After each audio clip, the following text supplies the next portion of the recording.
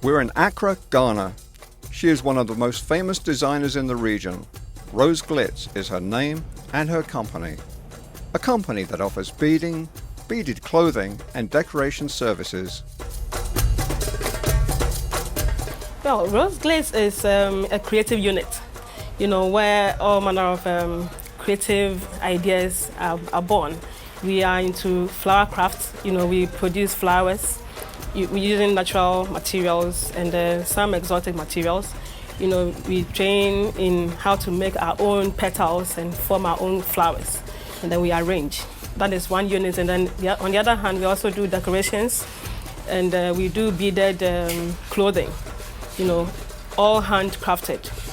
We use beads, traditional beads, some imported beads to do embroidery on fabric, on clothing, so that is our unique style.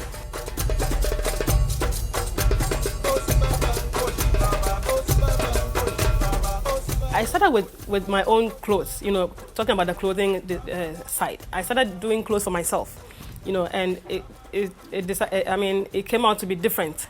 Anytime I wore them, they were different from every other person's own because of the bead embroidery. And so it was like that. People see me wear them, and then they're like, I want some. Can you make some for me? Can you make some for me? And, I started doing them for friends, for family, and then, now it is a big business.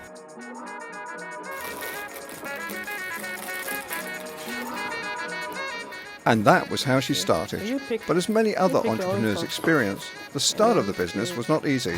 There was hardly any income. Not even looking at the money, that I would derive.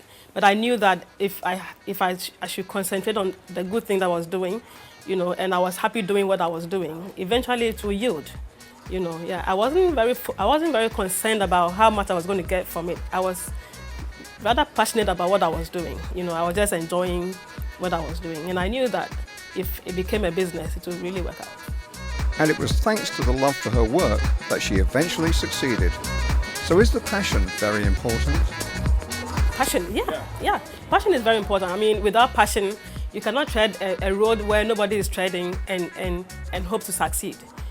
The passion, cannot be measured. I think that is one thing that has really held me going. Yeah, the passion to do what I enjoy doing.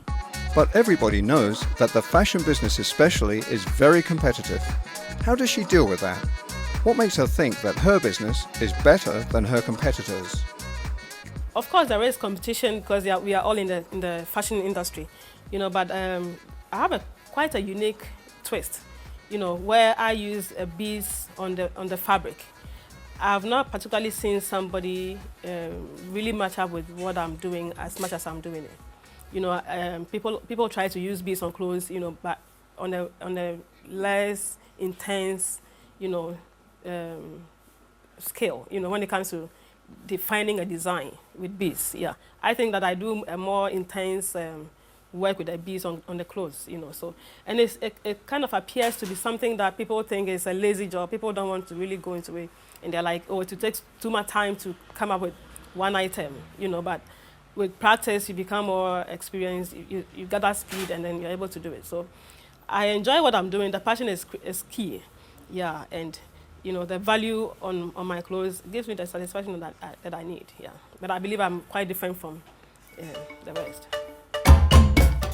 Rose Glitz, designer, businesswoman and creative. It's obvious that she is passionate about what she is doing now, but how about the future? Where does she think she and her business will be 5 or 10 years from now? Well, apart from the clothes aspect, I want to really develop the flower crafts aspect as well. Go into vocational training in other areas. Apart from, in our part of the world, we have people learning basically hairdressing, clothing making, and very, rudimentary like that. But I want to give it a little twist with the flower craft, which is not common on our market, and give them training in beading as well, other ways they can use the beads. Yeah, in the near future, I hope to have this big unit training people on a more intense scale. You see ourselves out there. I mean, our name should be a household name, and we hope that by then we would have turned out a lot more people who will make reference to us that they acquire their training from us. Yeah. And also export to other African countries? Yeah, it's part of the passion. I want to promote this as much as possible across the continent, across the world, and we want to slow down on the imports of such clothing so that we believe that we can do them ourselves, here, and then send them outside African countries and then across the world. We can do it. It's a matter of having the manpower that is required. Yeah, when we are done with that, the world will be for us.